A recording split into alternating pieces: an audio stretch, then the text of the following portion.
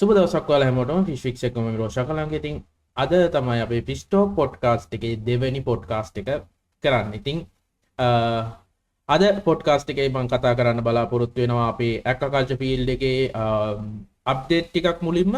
ඊට පස්සේ අපේ WhatsApp group එකෙන් ආපු රික්වෙස්ට් දෙකක් ගැන කතා කරනවා. ඒ තමයි මාළුන්ට කොහොමද ෆීඩ් කරන්නේ, ෆීඩ් සිලෙක්ට් කරන්නේ කොහොමද, සහ ඩිස්කස් මාළු කොහොමද බ්‍රීඩ් කරන්න පටන් ගන්න කියන එක ගැන තමයි අද කතා කරන්නේ.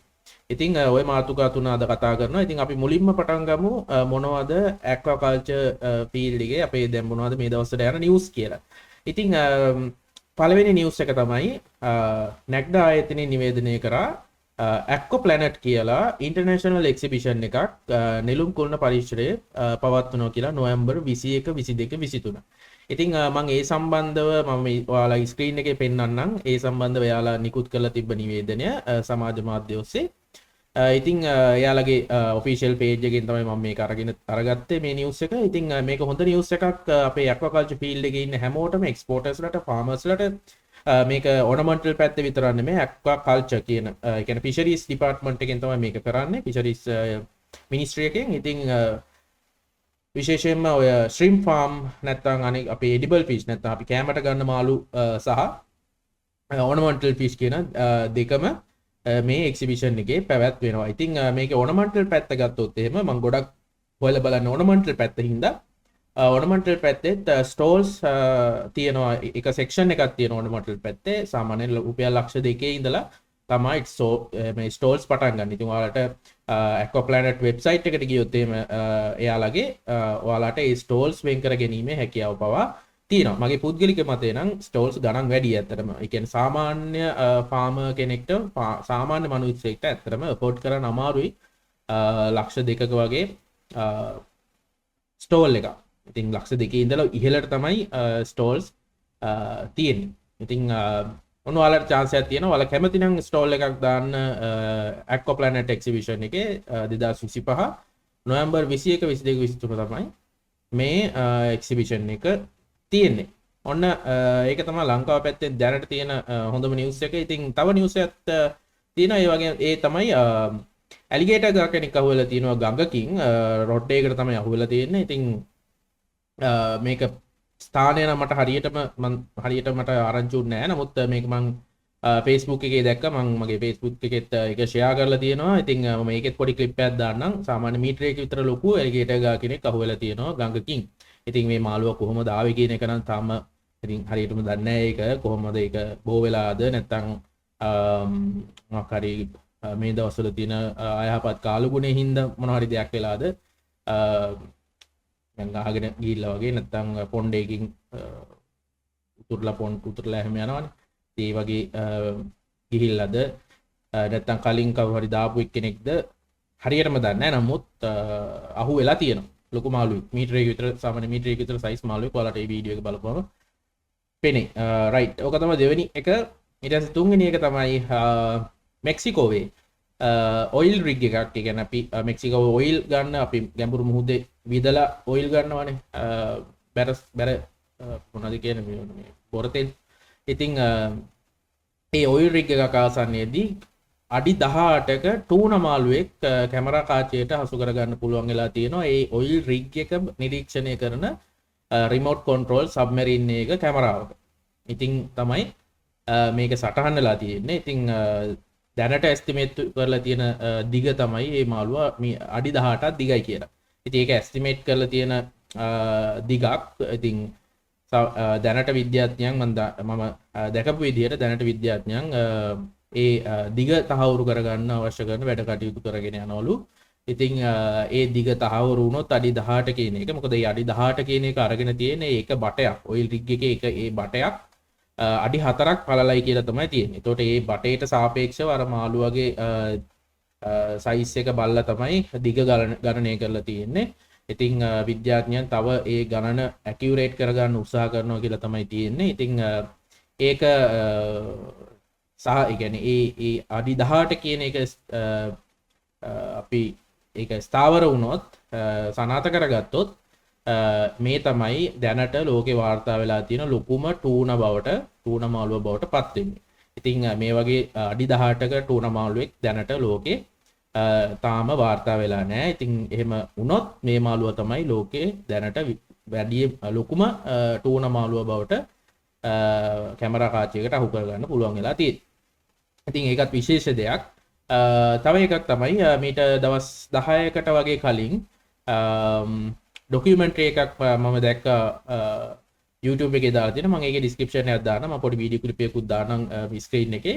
ඒ තමයි පප්ෆිෂ්. පප්ෆිෂ් ඩෙවිල් හෝල් පප්ෆිෂ් කියන මේ මාළුවා කැප්ටිව් බ්‍රීඩ් කරන්න පුළුවන් වෙලා තියෙනවා. ඉතින් ඒක මම ඉස්සෙල්ලා කියන්නම් මොකද්ද මේ පප්ෆිෂ් එකේ තියෙන විශේෂත්වය කියලා. පප්ෆිෂ් කියලා කියන්නේ විශේෂයෙන් මේ ඩෙවිල් හෝල් පප්ෆිෂ් කියලා හඳුන්වන මාළුවා. එයා දැනට නවාඩා කියන ඒ කියන්නේ නවාඩා කියන ප්‍රදේශයේ ඉතා කාන්තාරයක ඉතාමත්ම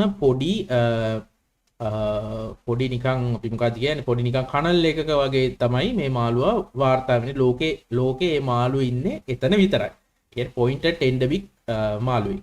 එතකොට මුළු ලෝකෙම මේ මාළුවා ඒ පොඩි වතුර ප්‍රමාණයකට වතුර සීමාවකට ඇතුලේ තමයි ඉන්නේ. ඒක ඇත්තරම භූගත මං හිතන්නේ භූගත මේ වේගකට සම්බන්ධ වෙච්චි ජලයට සම්බන්ධ වෙච්චි ටික ගැඹුරු තැනක්. නමුත් ඊටමත් පොඩි තැනක්. මම ඔයාලට මේ වීඩියෝ එකේ පොඩි කොටස් මම මේ ස්ක්‍රීන් එකෙන් දාන්නම්. ඔයාලට ඒ ලින්ක් එකක් දාන්නම්. ඔයාලට සම්පූර්ණ වීඩියෝ එක ගිහිල්ලා බලන්න පුළුවන්. ඉතින් දැනට ලෝකේ සාමාන්‍යයෙන් මේ මාළු ඉන්නේ 38 දෙනයි. 38ක් වගේ තමයි වාර්තා වෙලා තියෙන්නේ. 2025 24 25 වගේ වෙනකොට මාළු 38 දෙනෙක් තමයි වාර්තා වෙලා තියෙන්නේ.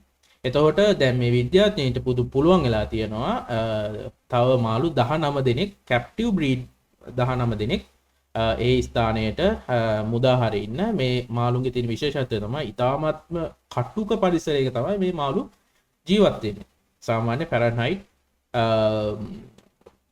50 ඒ වගේ කියන්නේ 50 100 වගේ අතර අධික උෂ්ණත්වයක් තියෙන කාන්තාර ප්‍රදේශයක තමයි වතුරක තමයි මේ මාළු ඉන්නේ. ඉතින් මේ මම හිතන්නේ මේ මාළු ඉන්න තැනට මේ ડોකියුමන්ටරි එකේ තිබ්බ විදිහට මේ මාළු ඉන්න තැන විශේෂයෙන්ම earthquake වලට ඒ කියන්නේ භූකම්පන වලට දැඩිව එක්ස්පෝස් වෙන තැනක්. විවෘත වෙන තැනක්. ඒතකොට මේ භූකම්පන හින්දා අර භූගත ජලයත් එක්ක මේකේ ලොකු රැලි ඇති වෙලා මේ මාළු ඉන්න ස්ථානයේ තියෙන ආහාර වොෂ් අවුට් වෙලා යන ප්‍රශ්නයක් තමයි තිබිලා තියෙන්නේ. ඒකත් එක්ක මේ මාළුගේ පොපියුලේෂන් එක ගොඩක් අඩු වෙලා තියෙනවා. ඒ කියන්නේ භූගතව ඇති වෙන මේ භූකම්පන හින්දා ඒ වතුරේ ලොකු වේව් එකක් හැදෙනවා. මේ මාළු ඉන්න තැන වතුරේ වේව් එකක් හැදෙනවා. ඒ වේව් එකත් එක්ක ඒ මාළුන්ට තියෙන අර ආහාර කොටස් ඇල්ගී වගේ දේවල් ඒ ස්ථානෙන් අයින් වෙනවා. ඒ හින්දා මේ මාළු වර්ධනය බෝවීම අඩාල වෙලා තියෙනවා පහුගිය අවුරුදු දෙක. ඉතින් විද්‍යාඥයන්ට පුළුවන් වෙලා තියෙනවා මේ මාළුන්ව සංරක්ෂණය කරලා මේ මාළුන්ව වෙනම කෘතිම පරිසරයක අභිජනනය කරලා මාළු 19 දෙනෙක් ඒ පරිසරයට හඳුන්වා දෙන්න. එතකොට මොකද මාළු 38ක් 40ක් වගේ ප්‍රමාණයක් තමයි මාළු ඉඳලා තියෙන්නේ. ඉතින් මේක විශේෂ දෙයක්, විශේෂ අවස්ථාවක්. ඉතින් මේ අනිත් එක මේ පප්ෆිෂ් කියන මේ නම හැදිලා තියෙන්නේ මෙයාලා ඊටමත් අර ඊටමත් අර අපි කියන්නේ පපීස්ලා නැත්නම් අර පපීස්ලා නිකන් අර අපිත් එක හරි හුරතල්නේ. ඒ හුරතල් මාළු විශේෂයක්. මෙයාලා බය නැහැ කියලා කියනවා. මෙයාලා එකට සෙල්ලම් කරන. ඒ කියන්නේ කවුරු හරි ඩයිවිං වලින් නැත්නම් කවුරු හරි කිමිදුම් කරුවෙක් ගියත් එයාලා ඒ ළඟට ඇවිල්ලා විපරම් කරලා බලනවලු කවුද මේ. ඒ කියන්නේ හරි ෆ්‍රෙන්ඩ්ලි මාළුවෙක් කියලා තමයි ඒ විද්‍යාඥයන් කියන්නේ. ඉතින් ඒකේ සම්පූර්ණ විස්තරය ඔයාලට බලන්න පුළුවන් ඩිස්ක්‍රිප්ෂන් එකේ මම ඒ වීඩියෝ එකේ ලින්ක් එක දාලා තියන්නම්. ඒක විශේෂ දෙයක්. ඉතින් ඔය ටික තමයි මට දැනට ඔයාලට කියන්න අවශ්‍යතාවය තිබ්බේ මේ අපේ මේ ඇක්වාකල්චර් ශාස්ත්‍රයේ මොනවද මේ ලෝකෙ වටේ තියෙන අලුත් විස්තර කියලා. ඉතින් ඊට පස්සේ අපි යන් මේ මාළු කෑම ප්‍රශ්නෙට. ඉතින් මේ ප්‍රශ්නේ අපිට ඉදිරිපත් කරේ අපේ WhatsApp group එකෙන්. ඉතින් ඔයාලා තාමත් WhatsApp group එකට join වෙලා නැත්නම් description එකේ තියෙනවා WhatsApp group එකේ link එක. ඔයාලට පුළුවන් ගිහිල්ලා Fish Fix Sri Lanka Fish Talk chat group එකට join වෙන්න. ඊට join ලා ඔයාලට මොන හරි මගෙන් දේවල් අහන්න තියෙනවා නම් හරි නැත්නම් මම කතා කරොත් හොඳයි කියලා හිතන දේවල් තියෙනවා නම් මෙතන ඔයාලට පුළුවන් ඒක ඒ WhatsApp group එකේ දාන්න. එතකොට මට පුළුවන් ඒක බලලා ඔයාලට උත්තර දෙන්න. ඉතින් ඒ වගේ දෙන්නෙක් කරපු request එකක් WhatsApp group එකේ ගොඩක් කට්ටිය තාම join වෙලා නැහැ. අපි තාම එක episode එකයි තාම මම දැම්මේ. ඉතින් ඔයාලා මේ වීඩියෝ එක බලනවා නම් ඔයාලට හොඳයි කියලා හිතනවා නම් ඔයාලට ගිහිල්ලා WhatsApp group එකට join වෙලා ඔයාලගේ තියෙන ප්‍රශ්න මට කියන්න. ඒතර මට පුළුවන් ඒ ගැන කතා කරන්න ඇවිල්ලා.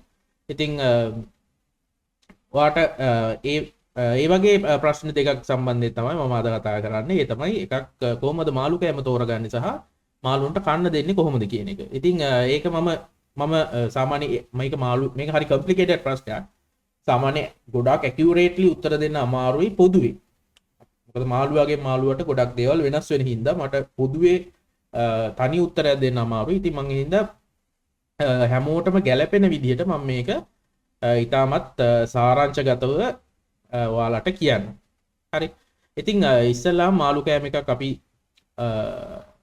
දෙනකොට අපි බලන්න ඕන දේවල් කිහිපයක් තියෙනවා. මුලින්ම අපි කෑම එකක් තෝරගන්නකොට බලන්න ඕන දේවල් කිහිපයක් තියෙනවා. ඒ තමයි අපි ළඟ ඉන්න මාළු ආහාර ගැනීමේදී කාණ්ඩ තුනකට වෙන් කරනවා. ඒ තමයි මාංශ භක්ෂක, සර්ව භක්ෂක සහ ශාක භක්ෂක කියලා. ඔයාලා ඉස්කෝලේ ඉගෙනගෙන ඇති. හරිද? ඒක මාළුන්ටත් පොදුයි. අපි ගොඩක් වෙලාවට ඔය සත්තුනේ බෙදන්නේ. මාංශ භක්ෂක සත්තු, සර්ව භක්ෂක සත්තු සහ ශාක භක්ෂක සත්තු කියන මාළුන්ගේ ඒ කොටස් තුන ඉන්නවා. ඒ කියන්නේ මාළු තමයි. නමුත් මාළුත් ඒ කොටස් තුනට බෙදෙනවා. එතකොට මාළුන්ගෙත් ඉන්නවා ශාක භක්ෂක, මාංශ භක්ෂක, සර්ව භක්ෂක කියලා තුනක්. එතකොට ඉස්සෙල්ලා ඔයාලා බලන්න ඕන ඔයාලා ඇති කරන මාළු මේ කාණ්ඩය තුනෙන් මොන කාණ්ඩයට අයත් වෙන්නේ. ඒ කියන්නේ මාංශ භක්ෂක කියන කාණ්ඩයටද, ශාක භක්ෂක කියන කාණ්ඩයටද, සර්ව භක්ෂක කියන කාණ්ඩයටද කියලා. එතකොට ඔයාලා ගාව ඉන්න මාළු වර්ගෙ දිහා බලලා ඔයාලට ඒක Google කරලා ඒක හොයාගන්න පුළුවන් මම ඇති කරන මාළු මොන කාණ්ඩයටද අයත් වෙන්නේ කියලා. හරිද? එතකොට දැන් මම හිතනවා ඔයාලට ඒක තේරෙන්නේ නැති කියලා. හරි. ඊට පස්සේ ඔයාලා ඒක දැන් ඔන්න ඔයාලා හොයාගත්තා. හරි මංගේ ගාව ඉන්න මාළු හරි මේ මාළුවා මාංශ භක්ෂක, මේ මාළුවා ශාක භක්ෂක කියලා ඔන්න දැන් ඔයාලා හොයාගෙන තියෙනවා. හරිද? මම උදාහරණයක් විදිහට ඕන පොඩි උදාහරණ ටිකක් දෙන්නම්. දැන් ඔය අපි මාංශ භක්ෂක කියලා ගත්තොත් එහෙම අරවාන. ඊට පස්සේ ෆයිටර්ස්ලා බෙටා කියලා කියන්නේ අපි. එතකොට තව මොනවාද? ඔය අපි මොන්ස්ටර් කියලා ගන්න කැට්ෆිෂ්, රෙඩ් ටේල් කැට්ෆිෂ් ඒ වගේ මාළු කියන්නේ ගොඩක් ඒ වගේ අර අපි ස්නේක් හෙඩ් වර්ග ඒ වගේ ගොඩක් මාළු ඉන්නවා මාංශ භක්ෂක. ඒ කියන්නේ එයාලා මාංශ තමයි ආහාරය ගන්න. ඉතින් වෙන සතෙක්ව තමයි ස්වාභාවික පරිසරයේ ඉන්නකොට ආහාරයට ගන්න. දැන් අරවාන වගේ සතෙක් කෘමි සත්තු ආහාරයට ගන්න ප්‍රමාණය වැඩි. කියන්නේ ශාකාතු වල සාමාන්‍යයෙන් ඒ ඇලදොල ගංගා වලට මේ මාළු ජීවත් වෙන පරිසරයට වැටෙන සත්තු සහ ඒ ආශ්‍රිතව අතු වල එහෙම ඉන්න සත්තු තමයි පැනලා අල්ලලා ආහාරයට ගන්න. සාමාන්‍ය අරවාන කියන මාළුවා. ගොඩක් අය හදන දන්න ආස මාළුවෙක් අරවාන කියන්නේ. එතකොට මේ මාළු ඒ විදිහට තමයි යාළගේ ආහාර ගැනීමේ ක්‍රියාවලිය හැදිලා තියෙන්නේ. ඊට පස්සේ අපි ගමුකෝ බෙටා වගේ මාළුවෙක්. එතකොට බෙටා වගේ මාළුවෙක් ඔය එයා ඉන්න ඒ වතුරේ ඉන්න ඔය මදුරු පණුවන් වෙන පොඩි කෘමි සත්තු ඒ වගේ සත්තු තමයි ගොඩක් වෙලාවට බෙටා කියන මාළු ආහාරයට ගන්න. මොකද ස්වභාවික පරිසරයේ කවුරුත් පෙලට්ස් ගිහිලා දාන්නේ නැහැනේ, මාළු කෑම ගිහිලා දාන්නේ නැහැනේ. කන්න ඉතින් එයාලා ඒව තමයි හොයාගෙන කන්නේ ස්වභාවික පරිසරයේ. ඒකට එයාලා අපි මාංශ භක්ෂක කියලා හඳුන්වනවා. වෙනත් සතෙක් හෝ වෙනත් කෘමි සතෙක් හෝ වෙනත් සතෙක්ව මාංශමය දෙයක් ආහාරයේ විදිහට ගන්නවා නම් එයාලගේ අපි එයාලට මාංශ භක්ෂක කියලා කියනවා. ඊට පස්සේ ශාක භක්ෂකත් එහෙමයි. ශාකමය දේවල් ආහාරයට ගන්නවා නම් කොළ ಜಾති, ඇල්ගි ඒ වගේ ගොඩක් ඔය ප්ලෙකෝ වර්ග ඉන්නවා. ඊට පස්සේ ශ්‍රිම්ප් වර්ග ඉන්නවා. ඉතින් එයාලා කැමති ශාකමය දේවල් ආහාරයට ගන්න. අපි සර්ව භක්ෂක විදියට හඳුන්වනවා. ඔය guppy, platy, sort tales, angel ඒ වගේ සත්තු අපි සර්ව භක්ෂක, ඒ කියන්නේ ශාක සහ මාංශමය දේවල්ගේම ආහාරයට ගන්න සත්තු විදියට අපි හඳුන්වනවා. එතකොට ප්‍රධාන වශයෙන් මේ කොටස් තුනට බෙදෙනවා ඔයාලා හදන මාළු. එතකොට දැන් ඔයාලා දන්නවා ඔයාලගේ මාළු මොන කොටස් වලටද මොන කොටසටද අයිති වෙන්නේ කියලා. හරිද? එතකොට ඔයාලට පුළුවන් ඔයාලා ගාව ඉන්න මම එකයි කියේ හරි ලේසි Google කරලා බලන්න පුළුවන්. හරි. ඊට පස්සේ ඔයාලා හොයාගත්තට පස්සේ ඊට පස්සේ බලන්න ඕන මෙයාලා රික්වයර් කරන නියුට්‍රිෂන්ස් වැලියු එක මොකක්ද? ඒ කියන්නේ සාමාන්‍ය එයාලා කෑමකදී එයාලා මොනවද වැඩිපුර එයාලට අවශ්‍ය වෙන්නේ. මම කියන්නම් ශාක සෝරි මාංශ භක්ෂක මාළුන්ට ගොඩක් වෙලාවට එයාලා බලන්නේ 150කට වැඩිය ප්‍රෝටීන් ප්‍රසන්ටේජ් එකක් එයාලට දෙන ආහාරවල 150ට වඩා මාංශමය ප්‍රෝටීන තියෙනවා. මාංශමය ප්‍රෝටීන. මොකද්ද මේ මාංශමය ප්‍රෝටීන කියන්නේ? ශාක ප්‍රෝටීනක් තියෙනවා මාංශමය ප්‍රෝටීනක් තියෙනවා. ඒ කියන්නේ අපි මොන හරි කෑම එකක් ගන්නකොට, ඒ කියන්නේ අපි වෙළඳපොලේ තියෙන ආහාරයක් අපි ගන්නකොට ඒකේ ගොඩක් වෙලාවට ගහලා තියෙනවා ඒ ආහාරය හදන්න ගත්ත අමුද්‍රව්‍ය ඉන්ග්‍රීඩියන්ට්ස් මොනවද කියලා. ඒතකොට ඒ ඉන්ග්‍රීඩියන්ට්ස් වල තියෙනවා නම් ෆිෂ් මීල් මොන හරි ඊට පස්සේ ශ්‍රීම්ප් ක්‍රීලි ශ්‍රීම්ප් හරි ඒ කියන්නේ මේ වගේ අර මාංශමය දේවල් පාවිච්චි කරලා හදලා තියෙනවා නම් ඒ කෑම එක සහ ඒ කෑම එකේ ප්‍රෝටීන් පර්සන්ටේජ් එක 150ට වඩා වැඩි නම් ගොඩක් වෙලාවට 145ට වඩා වැඩි අගයක් තියෙන්න ඕනේ මාංශ භක්ෂක මාළුන්ට ප්‍රෝටීන් පර්සන්ටේජ් එක. ඒවා එහෙම තියෙනවා නම් ඒක ඊටමත් සුදුසු ආහාරයක් වෙනවා මාංශ භක්ෂක මාළුන්ට පෙලට් එකක් විදිහට. නැත්නම් ඔයාලට දෙන්න පුළුවන් ඉස්සෝ, හාල් මැස්සෝ, සාලයෝ වගේ එහෙම දෙන්න පුළුවන් බැරි නෑ. හරිද? මම කියන්නේ පෙලට්ස් ගැන. හරිද? එතකොට මේ අර වගේ දේවල් දෙන්න පුළුවන් මාංශම කියන්නේ අපිට රෝ ෆිෂ් දෙන්න පුළුවන්. රෝ ෆිෂ් දෙන්න බැරි අය ඉන්නවා නම් පෙලට් ෆීඩ් ගන්නවා නම් පෙලට් ෆීඩ් අර වගේ සිලෙක්ට් කරලා ගන්න ඕනේ 145ට වැඩි ප්‍රෝටීන් පර්සන්ටේජ් එකක් තියෙන පෙලට් එකක් ඕන ගන්න. සහ ඒ පෙලට් එක වැඩිපුර මාළු ඒ කියන්නේ ඩ්‍රයි ෆිෂ් වගේ මාළු වර්ග ඉස්සෝ ඒ වගේ දේවල් ඒ වගේ රෝ මැටීරියල්ස් පාවිච්චි කරලා හදපු කෑම එකක් වෙනවා නම් තමයි ගොඩක්ම හොඳ. සහ ඒකේ ප්‍රෝටීන් පර්සන්ටේජ් එක සාමාන්‍යයෙන් 10ත් 15ත් අතර තියෙනවා නම් ගොඩක් හොඳයි. ප්‍රෝටීන් පර්සන්ටේජ් ෆැට් පර්සන්ටේජ් එක මේද ප්‍රමාණය 10ට 15ත් අතර තියෙනවා නම් මාංශ භක්ෂක මාළුන්ට ඉතාමත්ම යෝග්‍යයි. ඒ වගේම තමයි කාබෝහයිඩ්‍රේට් බිඳුවත් තියෙන තරමට තමයි හොඳ. මොකද ගොඩක් හැබැයි පෙලට්ස් ෆීඩ්ස් වල යම් ප්‍රමාණයක් 100.5ක් හෝ 100ට යම් ප්‍රමාණයක් පොඩි ප්‍රමාණයක් අඩංගු වෙනවා කාබෝහයිඩ්‍රේට්. ඒ ගොඩක් වෙලාවට අර බයින්ඩර්ස් විදිහට පාවිච්චි කරනවා යාලා එක එක පිටි වර්ග. ඒ කියන්නේ ඒ කෑම බයින්ඩ් කරලා තියාගන්න. අර අපි කියන්නේ අර දිය වෙන්නේ නැති වෙන්න ඇලිලා පවතින බයින්ඩර්ස් කියලා කියන්නේ අපි ඒවට. ඒ බයින්ඩර්ස් විදිහට ගොඩක් වෙලාවට ඔය ග්ලූටමින් වගේ කියන්නේ දේවල් පාවිච්චි කරනවා, පිටි වර්ග පාවිච්චි කරනවා, තිරිඟු පිටි ඒ වගේ දේවල් පාවිච්චි කරනවා අර වගේ බයින්ඩර්ස් විදිහට කෑම එක හදනකොට. ඉතින් ඒ හින්දා සාමාන්‍ය පොඩි ප්‍රමාණයක් කාබෝහයිඩ්‍රේට් අඩංගු වෙනවා. පොඩි ප්‍රමාණයක් ප්‍රශ්නයක් නැහැ. නමුත් අධික ලෙස කාබෝහයිඩ්‍රේට් ඔය බත් වගේ දෙනවා ඒ වගේ ඒවා දෙන්න හොඳ නැහැ. පිටි ಜಾති නැත්තම් පිටි සහ සාකමය දේවල් පාවිච්චි කරලා හදන කෑම ಜಾති දෙන්න හොඳ නැහැ මාංශ භක්ෂක මාළුන්ට. මොකද ඒවා ජීර්ණය කිරීමේ හැකියාවක් එයාලට නැහැ. ඉතින් එහෙම දුන්නාම මාළු ලෙඩ වෙනවා, බ්ලෝට් වෙනවා. දැන් ගොඩක් වෙලාවට ওই ශාකමය දේවල් පාවිච්චි කරලා හදන පිටි වර්ග පාවිච්චි කරලා හදන කෑම ෆයිටර්ස්ලාට එහෙම දුන්නාම ෆයිටර්ස්ලාගේ බඩ ඉදිමෙනවා, ඩ්‍රොප්සි වෙනවා, ඒ වගේ ප්‍රශ්න එනවා. එතකොට අපි දෙනකොට අර වගේ මාංශමය ආහාර තමයි ලබා දෙන්න ඕන. ඔන්න මොකද්ද අපේ කානිවර්ස්ලාට නැත්තම් මාංශ භක්ෂක මාළුන්ට ඔන්න ඔය විදිහට තමයි අපි ෆීඩ් තෝරගන්න ඕනේ. ඊට පස්සේ සර්ව භක්ෂක මාළුන්ට අපිට සාමාන්‍යයෙන් ශාකමය සහ මාංශමය අමුද්‍රව්‍ය දෙකම හදපු කෑම හොඳයි. ඒ කියන්නේ සාමාන්‍ය ප්‍රෝටීන් පර්සන්ටේජ් එක 125-35 අතර ප්‍රමාණයක් තියෙන එක නැත්නම් 25-40ත් අතර ප්‍රමාණයක් තියෙන එක ප්‍රශ්නයක් නැහැ සර්ව භක්ෂක මාළුන්ට. ඒ කියන්නේ ශාකමය දේවල් සහ මාංශමය දේවල් දෙකම ආහාරයට ගත හැකි මාළුන්ට. එතකොට එයාලගේ සාමාන්‍ය ෆැට් පර්සන්ටේජ් එක අර මාංශ භක්ෂක මාළුන්ට වඩා යම් ප්‍රමාණයක් අඩුයි. සාමාන්‍යයෙන් 5-10ත් අතර ෆැට් එකක් තිබ්බට ප්‍රශ්නයක් නැහැ. කාබෝහයිඩ්‍රේටත් යම් ප්‍රමාණයක් තිබ්බට 100ට සාමාන්‍යයෙන් 2-3ක් වගේ තිබ්බට ප්‍රශ්නයක් නැහැ. ෆයිබර් ප්‍රමාණයත් ප්‍රශ්නයක් නැහැ. මොකද මේ මාළුන්ට ඒවා ජීර්ණය කර ගැනීමේ හැකියාව තියෙනවා. එතකොට ශාකභක්ෂක මාළුන්ට ගොඩක් වෙලාට ඔය ඇල්ගී වර්ග වලින් හදන කෑම සහ රෝ අපි කියන්නේ රෝ ප්ලාන්ට් මැටීරියල්ස් දෙන්න පුළුවන්. ඒ කියන්නේ ගොඩක් වෙලාට ඉස්සෝ වගේ අයට කැරට් දෙනවා, ඊට පස්සේ අපි කියන්නේ මොනවද පිපිඤ්ඤා වගේ දේවල් දෙනවා.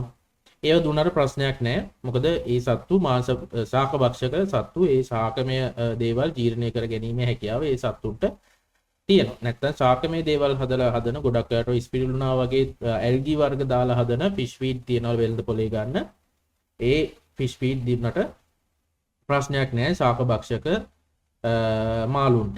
ඉතින් එහෙම තමයි අපි ගොඩක් වෙලාට ශාක භක්ෂක මාළුන්ගේ ප්‍රෝටීන් පර්සන්ටේජ් එක ගොඩක් වෙලාට අඩුයි. 125 20 25 30 වගේ අතර තමයි සාමාන්‍යයෙන් ශාක භක්ෂක මාළුන්ගේ ප්‍රෝටීන් මේ අවශ්‍යතාවය බවට පත් වෙන්නේ. ෆැට් එහෙම ගොඩක් අඩුයි. 108 10 105 10 වගේ අතර ප්‍රමාණයක් තමයි ෆැට් එක අවශ්‍ය වෙන්නේ ශාක භක්ෂක මාළුන්ට. කාබෝහයිඩ්‍රේට් වැඩිපුර තිබුණට ප්‍රශ්නයක් නැහැ. ඒවා ජීර්ණය කර ගැනීමේ හැකියාව. ෆයිබර් ලෙවල් එකත් එහෙම.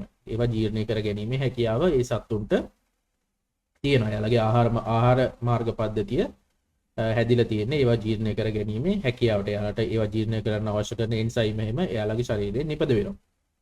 රයිට්. එතකොට ওই විදිහට තමයි අපි කෑම තෝරගන්නේ. මම මේ හරි සරලවම කියන්නේ මගේ කෑම ඔය අපි මේ කොහොමද ඔය ලේබල් කියවන්නේ කෑම පැකට් එක ලේබල් එක කොහොමද කියවන්නේ කියන එක ගැන මම වීඩියෝ එකක් කලින් කරලා තියෙනවා. ඔයාලට පුළුවන් ඒ වීඩියෝ එක ගිහිල්ලා බලන්න. මම ඒකේ ලින්ක් එක මම දාන්නම් ඔයාලට සමහරට මෙතන ස්ක්‍රීන් එකෙත් පෙන්නයි නැත්නම් මම ඩිස්ක්‍රිප්ෂන් එකෙනුත් දාන්නම් ඒ ලින්ක් එක. ඒතර ඔයාලට තව ටිකක් ඒක ගැන බලන්න පුළුවන් ඉගෙන ගන්න පුළුවන්. ඊට පස්සේ අපි කෑම දෙන ප්‍රමාණය සහ මොන වෙලාවටද කෑම දෙන්නේ කියන එක ගැන ප්‍රශ්නයක් තිබ්බ කට්ටියට. ඉතින් ඒක විසඳ ගන්න මේ විදියට. මේ කෑම දෙන ප්‍රමාණය අපි ගොඩක් වෙලාවට තීරණය කරන්නේ මාළුවාගේ දේහ බරින්. ඒක තමයි හරිම ක්‍රමය. මාළුවා කිලෝ එකක් බරයි නම් අපි සාමාන්‍යයෙන් කියන්නේ ඒ බරින් 100ට 3ත් 5ත් අතර ප්‍රමාණයක් තමයි හොඳම කියලා. 5ට වඩා වැඩි වුණොත් මාළුවා ඕවර් ෆීඩ් වෙනවා කියලා තමයි අපි කියන්නේ. එතකොට අපිට උපරිමයේ 5 දක්වා යන්න පුළුවන් 100ට 3ත් 100ට 5ත් මාළුවාගේ දේහ බරින් 100ට 3ත් 100ට 5ත් අතර ප්‍රමාණයක් තමයි ආහාර දීම සුදුසු. එතකොට ඔයාලා කෑම දෙනකොට ඒක ඔයාලා ගෙස් කරන්න ඕන. දැන් නැත්තම් මාළු ඔයාලට කිරන්න වෙනවා. බර කිරන්න වෙනවා. ඉතින් එහෙම කිරන්න බෑනේ. එතකොට ඔයාලට ඉතින් අර මාළුවා දිහා බලලා අර ග්‍රෑම් 100ක් විතර බර ඇත් කියලා පොඩ්ඩක් අර ගෙස් කරන්න. ගෙස් කරලා අපි කියන්නේ ඉවට පොඩ්ඩක් ගෙස් කරලා ඊට පස්සේ සාමාන්‍යයෙන් ඔයාලා මාළු කෑම දැම්මට පස්සේ ටැංක් එකට සාමාන්‍යයෙන් විනාඩි 5ක් ඇතුළත ඊට අඩු වුණාට ප්‍රශ්නයක් නැහැ. උපරිම විනාඩි 5යි. සාමාන්‍ය විනාඩි 2ක් 3ක් ඇතුළත මාළුවා කෑම කාලා ඉවර කරනවා නම් කෑම ටික දාපු කෑම ටික ටැංක් එකේ ඉවර වෙලා තියෙනවා නම් ඉතුරු වෙන්නේ නැතුව මාළුවා ඔක්කොම ටික කාලා තියෙනවා නම් ඒක තමයි හරිම ප්‍රමාණය මාළු කෑම දාන්න. ඔයාලා කෑම ටික දාලා විනාඩි 5කට පස්සේ ඇවිල්ලා ටැංකිය දිහා බලනකොට කෑම ටික පාවි නැත්තම් කෑම ටික ටැංකිය අඩිය හරි වටේට පාවි තියෙනවා නම් ඒ පාවෙන කෑම ටිකයි ටැංකිය අඩියට ගිහිලා තියෙන කෑම ටිකයි ඔයාලා අයින් කරන්න. සහ ඊළඟ පාර කන්න දානකොට අර ඔයාලට තේරෙනවනේ වැඩිපුර කෑම ගියා කියලා ඊට වඩා අඩු ප්‍රමාණයක් කන්න දාන්න. හැම වෙලේම ඉතුරු වෙන්න බෑ. ටැංක් එකේ කෑම ඉතුරු වෙලා තියෙන්න බෑ. උපරිම තියෙන්න පුළුවන් විනාඩි 5යි. විනාඩි 5ක් ඇතුළත මාළු ටික කෑම ටික කාලා ඉවර කරන්න ඕන. ඒක තමයි සාමාන්‍ය කෑම ලබා දෙන්න ඕන ක්‍රමය මාළු. සාමාන්‍ය ක්‍රමය. ඒ කියන්නේ මම මේ කතා කරන්නේ හැමෝටම පොදුයි. මට මාළුවාගේ මාළුවාට කියන්න බෑ. ඕනම මාළුවෙක් අර විදිහට කන්න දුන්නොත් ඒ මාළුවාගේ අර නිරෝගීතාවය හොඳ තත්ත්වෙන් තියාගෙන යන්න පුළුවන්. නැත්තම් ගොඩක් වෙලාවට ඕවර් ෆීඩ් වෙනවා නැත්තම් අන්ඩර් ෆීඩ් වෙනවා. ඒ කියන්නේ හරියට කෑම හම්බෙන්නේ නැතුව මාළුවා දුර්වල වෙන්න පුළුවන්. නැත්තම් මාළුවා වැඩිපුර කෑම කාලා හෝ අර වැඩිපුර කෑම දැබීම හින්දා වතුර සවුත් වෙලා ඒ වගේ දේවල් වෙලා මාළු ලෙඩ වෙලා මේ හැකියාව පවා තියෙනවා. ඉතින් ඔයාලා කන්න දෙනකොට ඒ විදිහට ඕන කෑම ලබා දෙන්න. හරිනේ. ඉතින් මම හිතනවා මේ කෑම සම්බන්ධයෙන් ඔයාලා මොන හරි දේවල් ටිකක් ගන්න ඇති. ඊට පස්සේ අපි යන් අපේ ඊළඟ රික්වෙස්ට් එකට ඒ තමයි ආලා තිබ්බ ඩිස්කස් මාළු කොහොමද බ්‍රීඩ් කරන්න පටන් ගන්න කියලා. මෙහෙමයි. ඩිස්කස් මාළු කියන එක අපි ඕනම මාළුවෙක් බ්‍රීඩ් කරන්න පටන් ගන්නකොට අපි ඉස්සෙල්ලා එයා ගැන ඉගෙන ගන්න ඕන. ඔක තමයි ප්‍රධානම දේ. මට දැන් මෙතන කියන්නේ මට පොඩ්කාස්ට් එකේ ඩිස්කස් ගැන උගන්නන්න බෑ. එතකොට ඩිස්කස් ගැන මම නිකන් කියනවා ඔයාලා මොනවද ඉගෙන ගන්න ඕනේ කියලා. මුලින්ම ඔයාලා ඩිස්කස් සාමාන්‍යයෙන් අපේ දැන් තියෙන ඩිස්කස් වැරයිටිස් ගැන වැරයිටි අඳුර ගන්න පුළුවන් වෙනවා. සහ ඒ වැරයිටි ගැන ඉගෙන ගන්න ඕන. ඩිස්කස් වැරයිටි තියෙනවනේ පවුඩර් බ්ලූ තියෙනවා. ඊට වයිට් ප්ලේස් මෙලන් තියෙනවා, යෙලෝ ප්ලේස් මෙලන් කියලා ඉන්නවා, ලෙපර්ඩ් කියලා ඉන්නවා. ඒ වගේ මාළු වර්ග ගොඩක් ඉන්නවා. හරිද? එතකොට ඒ ගැන සම්පූර්ණයෙන්ම ඔයා ඉගෙන ගන්න ඕන. දැන් අපි කියමු පවුඩර් බ්ලූ කියන මාළුව. පවුඩර් බ්ලූ කියන මාළුවාගේ මොනවද තියෙන ශරීරාංග කොහොමද මේ පවුඩර් බ්ලූ මාළුවා කියන එක නා අඳුරගන්නේ. එයා කොච්චර නිල් පාට වෙන්න ඕනද? එයා හරි පවුඩර් බ්ලූ මාළුවා කියන මාළුවා මොන වගේද කියන එක ඔයාලා ඉස්සෙල්ලා ඉගෙන ගන්න ඕන.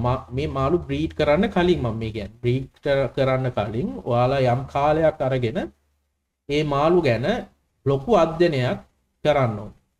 ඊට පස්සේ බලන්න ඊට පස්සේ ඉගෙන ගන්න ඕන මොනවද මේ මාළුවන්ට ෆීඩ් කරන්නේ. පොඩි කාලේ මොනවද ෆීඩ් කරන්නේ, කොහොමද ලොකු කාලේ ෆීඩ් කරන්නේ, කොහොමද මෙයාලා බ්‍රීඩින් වලට මොනවද මෙයාලට දෙන්න ඕන කෑම. ඒ වගේ ඔයාලා ඉස්සෙල්ලා ඒව ගැන අධ්‍යයනය කරලා හොඳට ඉගෙන ගන්න ඕන. මාළු හදන්න කලින්. මං කියන්නේ මාළු ජෝඩුවක්වත් ගේන්න එපා. පෙයාර එකක්වත් ගේන්න නැතුව ඉස්සෙල්ලා මේවා ඉස්සෙල්ලා කියවලා බලලා ඉගෙන ගන්න. ඉගෙන ගත්තට පස්සේ ඔන්න ඔයාට පොඩි කොන්ෆිඩන්ට් එකක් එනවා. මට මේ මාළුව හදන්න පුළුවන් වෙයි කියලා. අනේ කොන්ෆිඩන්ට් එක ඔයාලා ගන්න ඕන. හරිද? ඊට පස්සේ ඔන්න ඔයාලට පුළුවන් පෙයාර එකක් අරගෙන. සාමාන්‍යයෙන් අපේ ඩිස්කස් බ්‍රීඩින් ටැන්ක් අපි ගන්නකොට සාමාන්‍ය අඩි එකමාරක් පළල එකමාරක් උස එකමාරක් අඩි එකමාර වගේ ටැන්කි තමයි අපි බ්‍රීඩින් වලට පාවිච්චි කරන්නේ. ඒතර අපි බ්‍රීඩින් වලට යාලට අර බිත්තර ඇලවීම සඳහා උපස්තරයක් දානවා. අපි සමහරලාට අර ක්ලේ පොට් දානවා, නැත්නම් PVC බට ස්ට්‍රක්චර් එකක් අපි දානවා ටැන්ක් එකට. මම ඒවා ස්ක්‍රීන් එකෙන් දාන්නම් ඒ වගේ ෆොටෝස්. ඒකට ඒ වගේ දාලා බ්‍රීඩින් ටැන්ක් එක සෙටප් කරලා අර ඔයාලා ගේන පෙයා එක දානවා නම් එහෙමයි. නැත්නම් සාමාන්‍යයෙන් හොඳම අපි සාමාන්‍යයෙන් බ්‍රීඩින් පෙයාර එකක් ගන්නකොට අපි දන්නේ නැහැ මේ මාළුවාගේ හිස්ටරි එක. අපි ගොඩක් වෙලාට ඒක පෙයා එකක් විදිහට අපි ගන්නවා. නමුත් අපිට දෙන එක්කෙනා අපිට මේ මාළුවාගේ හිස්ටරි එකක් කියන්නේ නැහැ. එයාගේ වයස කියන්නේ නැහැ. මෙයාට කලර් ෆීඩ් කළාද මේ පාට ඇවිල්ලා තියෙන්නේ. මෙයාගේ නැත්තම් නැචරල් කලර් එකද මේ තියෙන්නේ. මෙයාලගේ මව්සත්තු මොනවද? මව්සත්තුන්ගේ පාට මොකද්ද? එහෙම දැකලා නැහැ අපි ගොඩක් වෙලාවට. ඒ හින්දා මම නම් දකින්න හොඳම විදිය තමයි මව්සත්තු තෝරගන්න එක තමයි ප්‍රධානම කාර්යය. ඉතින් හොඳ මව්සත්තු තෝරගත්තොත් හොඳ පැටවු ගන්න පුළුවන්. මව්සත්තු තෝරගන්නකොට ගොඩක් වෙලාවට ඔයාලා ගිහිල්ලා බලලා සාමාන්‍යයෙන් ඒ බ්‍රීඩ් කරන අභිජනන ස්ථානයේ ඉන්න මව්සත්තුන්ගේ පැටවු ඉන්නවනේ. ඒ පැටවුන්ව ගෙනල්ලා හදලා ඒ පැටවු ලොකු වෙන ඒ කියන්නේ ඒ පැටවුන්ගෙන් හොඳම මාළු ටික බ්‍රූ ස්ටොක් විදියට තෝරගන්න එක තමයි හොඳ. ඒකට කල් යනවා. නමුත් හොඳම විදිය ඒක. යම් ඔයාලා එතකොට ඔයාලා දන්නවා මේ පැටවු මෙච්චරක් වයසයි. මේ පැටවුන්ගේ අම්මා තාත්තා මෙන්න මේ වගේ තමයි හැඩරුව, මේ වගේ තමයි පාට. ඒ අම්මා තාත්තා හොඳයි. ඒ අම්මා තාත්තලාගේ ඩිෆෝමිටිස් නැහැ. ඩිෆෝමිටිස් කියන්නේ අපි කියන්නේ මොනවද? ඔය මට සිංහල වචනේ නැහැ. ඩිෆෝමිට් කියන්නේ මොකක්ද කියන්නේ? නිකන් අංග විකල නැහැ. හරිද? ඉතින් මොකද අංග විකලයි කියන්නේ? ඒ කියන්නේ ෆීන්ස් ඇද්ද වෙලා මාළුවා හරි ඒ කියන්නේ මාළුවා එක්කෝ ඒ මාළුවාගේ බොඩි ෂේප් එක වෙනස් වෙලා රයිට් ඒ වගේ කියන්නේ මාළුවා අර ගෑනු සතා හෝ පිරිමි සතා ඒ වගේ අර හරි ක්වොලිටි එකට නැත්තම් එයාගෙන් එන පැටවු ක්වොලිටි පැටවු නෙමෙයි. හරි. ඒ කියන්නේ අම්මාගේ කොන්ද ඇදයි නම් ඒ එන ළමයින්ගේ කොන්ද ඇද වෙනවා. ඒ කියන්නේ හරි ක්වොලිටි පැටවු නෙමෙයි. අම්මගේ තාත්තගේ පාට අඩුයි නම් එන පැටවුන්ගේ පාට අඩුයි. හරිද?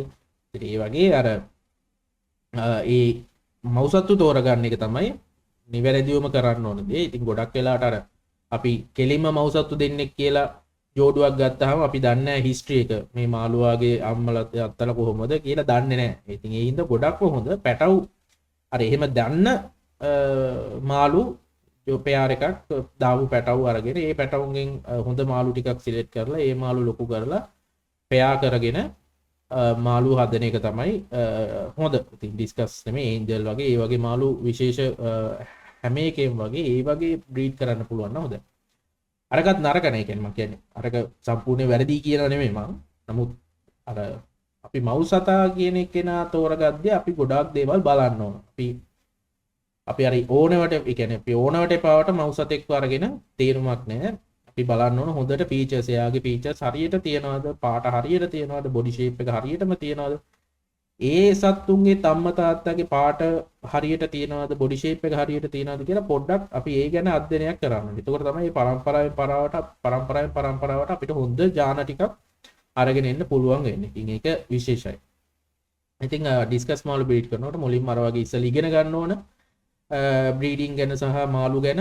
ඊට පස්සේ අපි පෙයාර් එකක් හෝ අර වගේ පොඩි මාළු ගෙනල්ලා අපි යාලට කෑම දීලා හදලා ඊට පස්සේ එක්ක පෙයාර් අපි හදා ගන්නවා නැත්නම් වෙනම පෙයාර් එකක් ගන්නවා නම් ඒ ප්‍රශ්නයක් නැහැ. ඉතින් තමන්ගේ අවශ්‍යතාවය මත එහෙම අරගෙන ඊට පස්සේ තමයි අපි බ්‍රීඩින් කරන්න ඕන. ඉතින් ඊට පස්සේ අපි බලන්න ඕන බ්‍රීඩින් වලට දෙන්න ඕන හොඳ ආහාර මොනවද, මේ මව් සතුන්ට දෙන්න ඕන ආහාර මොනවද, ඒ මොන වගේ දේවල්ද අඩංගු වෙන්න ඕනේ කෑම වල. ගොඩක් ඩිස්කස් වලට දෙන්නේ ෆ්‍රෝසන් ෆීඩ්. ඒ කියන්නේ අපි හදපු කෑම ඔය බීෆ් ෆාට් වගේ ඒවට විවිධ විටමින් වර්ග, ඒ වගේම ඖෂධ වර්ග, ඒ වගේම තව ශාකමය දේවල් මික්ස් කරලා තමයි ගොඩක් වෙලාවට ඩිස්කස් වලට හදන්නේ එයාලට අවශ්‍ය කරන කෑම ටික. ඉතින් ඒ වගේ දේවල් පාවිච්චි කරලා ඔයාලට පුළුවන් ඒවත් ගැන හොයලා බලලා ඉගෙනගෙන ඩිස්කස් බ්‍රීඩ් කරන හැටි කරන්න. ඉතින් මුලින්ම එක පෙයාර් එකක් ගෙනල්ලා ඉස්සෙල්ලා එක්ස්පීරියන්ස් කරන්න පුළුවන් නම් හොඳයි.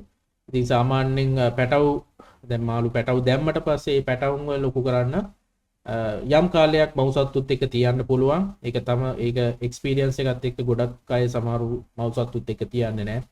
සමහරු යම් කාලයක් මව් සත්තුත් එක්ක තියලා තමයි හදන්නේ. ඒ වගේ විවිධ ක්‍රම. ඉතින් ඒ කට්ටියට ඒ බ්‍රීඩර්ට මැච් වෙන විදිහට ගොඩක් අය එයාලා ඒ දේවල් කළමනාකරණය කරගන්නවා. ඉතින් ඔයාලටත් පුළුවන් එහෙම බ්‍රීඩින් පටන් ගන්නවා නම් අර විදියට මව් සත්තු පැටව් ආවට පස්සේ මව් සත්තු ඒ පැටවුන්ව බලා ගන්නවා යම් කාලයක්. ඒ කාලේ ඕන මව් සත්තුත් එක්කම ඉන්න දෙන්න පුළුවන්. නැත්තම් ඔයාලට පුළුවන් ඒ පැටවුන්ව වෙනම ටැංකිය එක සාමාන්‍ය අඩි 3ක් අඩි 1.5 පළල 3ක් දිග 3ක් අඩි 1.5 කුස ඒ වගේ ටැංකියක මේ පොඩි මාළු පැටව හොඳ ෆිල්ටර් සිස්ටම් එකක් එක්ක හදන එක ගොඩක් හොඳයි. හොඳ ආහාර ලබා දීලා. එතකොට මම මාළු පැටවුන්ට දෙන ආහාර ගැන මම වෙනම වීඩියෝ එකක් හදලා තියෙනවා. ඒ හින්දා මම ඒ හින්දා මෙතන ඒක ගැන වැඩිපුර කතා කරන්න යන්නේ නැහැ.